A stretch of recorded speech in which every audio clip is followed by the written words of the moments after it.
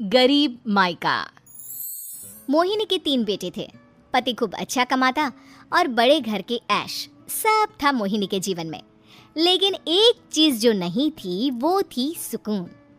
मेरी बहन और मेरा भाई दोनों गरीब, लेकिन मैं मेरे पास तो नोट की बरसात है।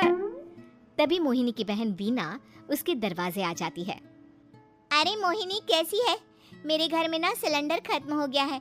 तेरे पास तो इतने पैसे हैं, भरवा देना मेरा सिलेंडर। पैसे जैसे ही आ जाएंगे मैं दे दूंगी। तभी मोहिनी का पति राकेश आ जाता है। क्या है वीना, ये अपने घर की परेशानी हम लोगों के घर ना गाया करो। तुम्हारी बहन को तुम लोगों पर तरस आ जाता है और वो पैसे देने लग जाती है। मुझे ये बिल्कुल पसंद नहीं है। ओ जीजा जी, नहीं, मैं तो वो बस अच्छा, मैं चलती हूँ। वीना वहाँ से चली जाती है। उसके जाने के बाद अच्छा किया जो आपने सुना दिया। अरे न जाने क्या सोचकर मेरे घर आ जाती है कि जैसे यहाँ तो भंडारा भरा है। अरे कितना तो दे दिया। अच्छा जी, जरा 1000 तो देना। वो बिन्नी दीदी है ना, उनके घर जा रही हूँ। उनका पोता हुआ है तो मुंह दिखाई दे दूंगी। हाँ, उन लोगों के आगे तो शो ऑफ किया करो। वो खुद को बड़ा अमीर शो करते हैं ना।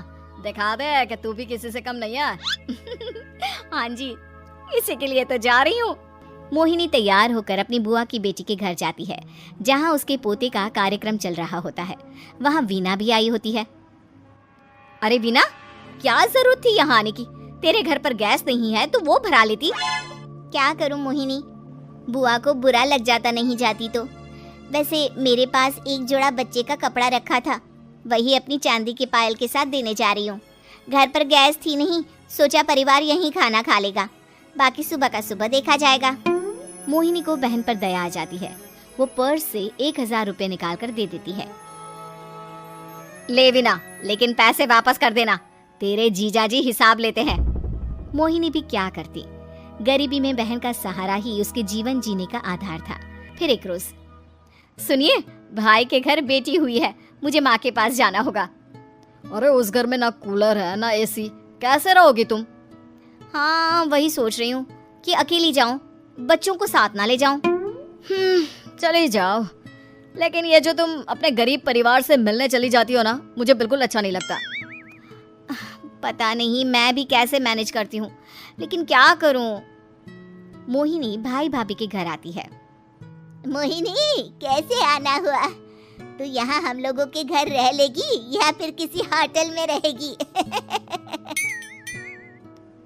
क्या हो गया है माँ? मोहिनी को क्यों ऐसे बोल रहे हैं आप?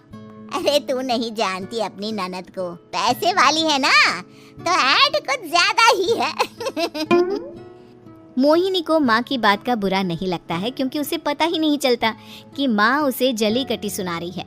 वो भाभी की बच्ची के साथ लेन देन करती है और वहाँ से चली जाती है। उसके जाने के बाद, माँ, क्यों आप मोहिनी को इतनी सारी बातें सुनाती हो? भाई का बेटा बोल पड़ता है।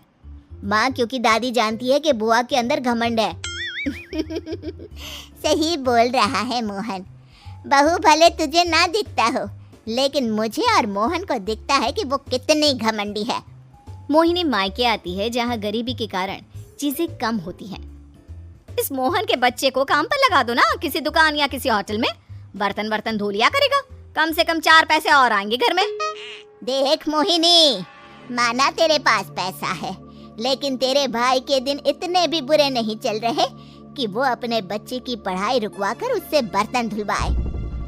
मोहन माँ की ओर देखता है, जैसे आंखों से बोल रहा हो, देख लिया बुआ का हाल। हाँ मोहिनी, बात तो सही है, लेकिन अभी मोहन को पढ़ना है।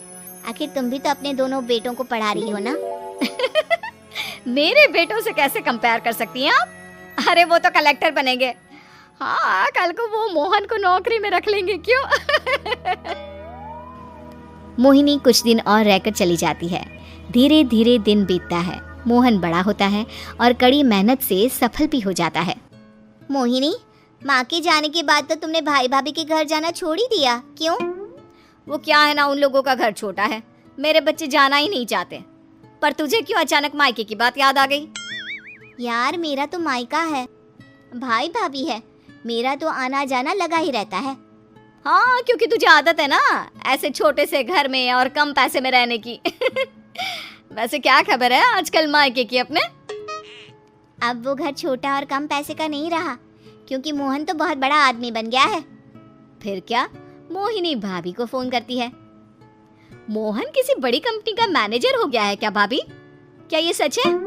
हाँ मोहिनी दीदी, अब तो हम लोगों के गरीबी के दिन कट गए। आपके भाई ने कोई अच्छे कर्म किए होंगे जो हम लोगों का बेटा इतना अच्छा कमा रहा है। देख लो भाभी, पहले भी आपने कई गलतियां की थी, आप थोड़ा संभल कर चलना।